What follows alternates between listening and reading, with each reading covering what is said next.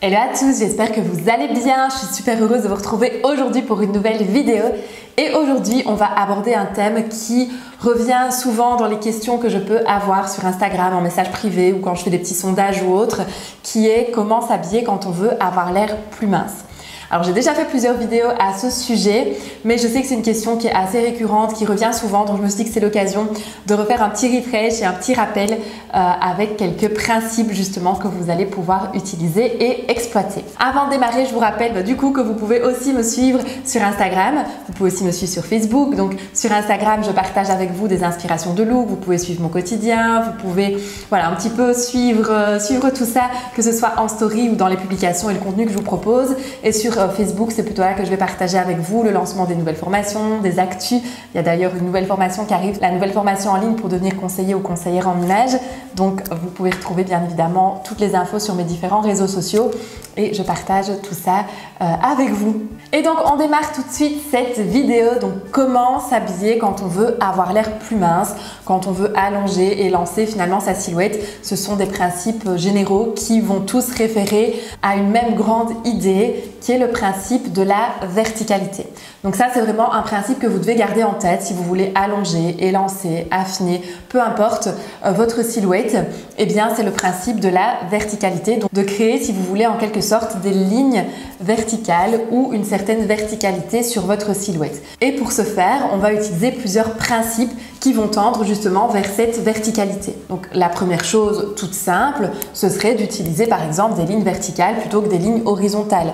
Ça, c'est la première chose. C'est assez évident quand on parle de lignes verticales, de verticalité, de se dire ok, on peut très bien utiliser des imprimés verticaux, des lignes verticales, des coutures verticales. Donc tout ce qui va apporter la verticalité plutôt que l'horizontalité. Ça, c'est un premier principe, une première manière assez simple quand on veut allonger visuellement sa silhouette. À côté de ça, quand on parle de verticalité, de ligne verticale, il n'y a pas que le motif, il n'y a pas que l'imprimé qui va jouer, il y a aussi plein d'autres choses.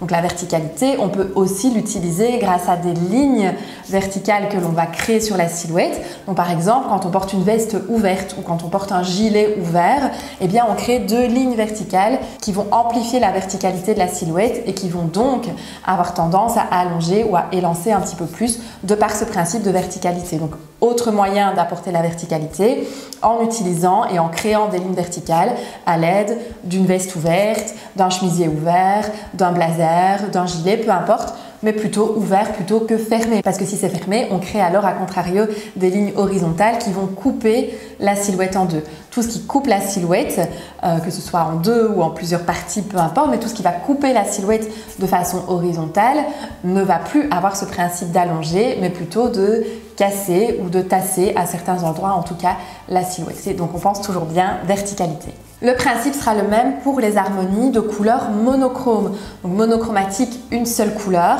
ou un camailleux si vous voulez avec un dégradé, ça peut fonctionner aussi. L'idée étant de ne pas couper la silhouette avec des blocs entre guillemets, c'est pour que vous puissiez visualiser quand je parle de blocs, des blocs de couleurs différents. Donc si par exemple vous portez du blanc, du noir et des chaussures blanches, imaginons, ça vous fait 3 blocs différents. Donc ça coupe la silhouette à 2 endroits et donc ça forme visuellement 3 blocs, donc de nouveau entre guillemets visuels. C'est simplement pour vous donner un petit moyen mnémotechnique visuel quand j'utilise ici cette image-là. Et donc l'idée ici, eh bien, c'est d'avoir finalement la silhouette qui va représenter qu'un seul bloc, si vous voulez, et donc une seule couleur. Moins il y a de blocs, plus la silhouette va paraître allongée. C'est un petit peu l'idée ici. Et donc ici, plus vous allez utiliser l'harmonie monochrome ou camailleux, plus ça va allonger et créer ce principe de verticalité. Donc ça, pensez-y aussi. Par exemple, on peut très bien utiliser une couleur en haut, une couleur en bas. Et on va faire plutôt attention, alors, imaginons, à ce que la paire de chaussures soit dans la même couleur que le pantalon. Comme ça, on n'a qu'une seule cassure, on n'a qu'une seule coupure au niveau de la silhouette qui sera entre le haut et le bas.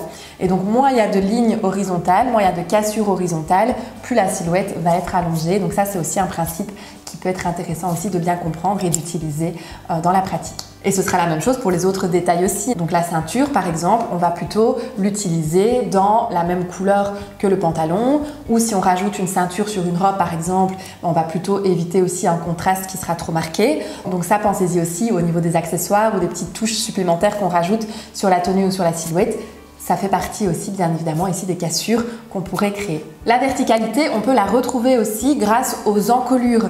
Donc par exemple une encolure V ou une encolure un peu plus plongeante, un peu plus dégagée, sans obligatoirement être un maxi décolleté, hein, mais le fait d'avoir quelque chose d'un petit peu plus dégagé au niveau de l'encolure va créer aussi cette verticalité. Donc le fait de dégager l'encolure peut être très intéressante. Si maintenant, imaginons, on a une encolure ronde ou un peu plus enfermée et qu'on veut quand même créer ce principe de verticalité, on pourrait par exemple alors utiliser un collier type collier milon ou collier sautoir qui alors viendrait lui recréer la verticalité parce que de nouveau ça recrée cette idée d'allonger la silhouette et donc de créer des lignes verticales qui vont encore une fois permettre d'élancer visuellement la silhouette. Donc soit on dégage l'encolure, soit on rajoute un collier milon ou un sautoir pour créer la verticalité.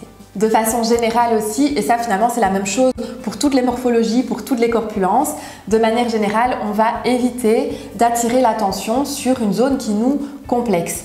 Et ça, je remarque par expérience avec toutes les clientes que je peux accompagner, ou même les clients, finalement, c'est la même chose aussi chez les hommes, c'est que quand on a un complexe, on a tendance à vouloir le cacher et le camoufler à tout prix.